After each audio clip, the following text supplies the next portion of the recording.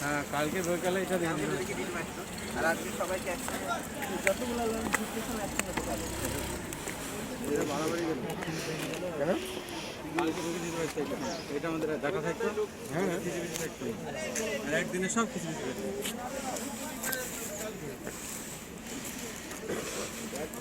ঢুকলাম, এটা দেখছিলাম না দেওয়া যাবে না।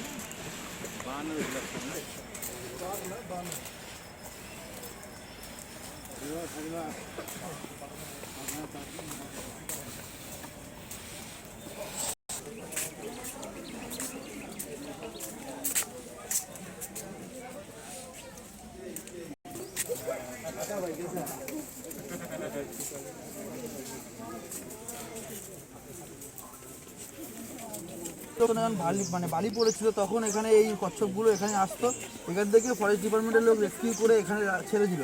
তো 7খানা ছেড়েছিল, টোটাল 7খানা থেকে আজকে আমার সুন্দরবন ফরেস্টের লোকেরা এখান থেকে মানে এইগুলো এই যেগুলো বেবি পন্ড করে রাখা রয়েছে এখানে একটা, এই যে সামনে বেবি পন্ড করে এখানে ডিম ফোটানো, এখানে বাচ্চা ফোটানো হয়, এখান থেকে বড় হলে এই পুকুরে ছাড়া হয়।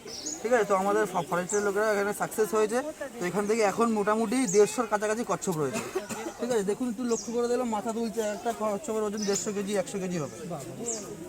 দেখুন মাথা তুলছে, দেখুন বড় বড় এখানে আছে, এখানে আছে।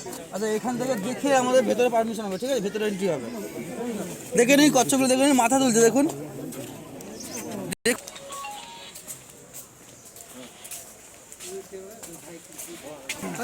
বানের বাচ্চা কত রে,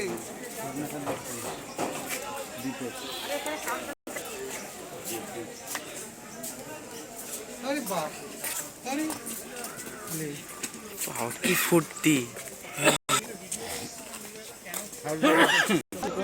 ভালোই ভিড় হয়, তবে এই 5-7 দিন চাপটা বেশি থাকে। নাচের কাছে ভিতরে হচ্ছে কলকাতা। अच्छा फोटो के लिए देखिए, क्या अच्छा फोटो आएगा इसके लिए बोल रहा है।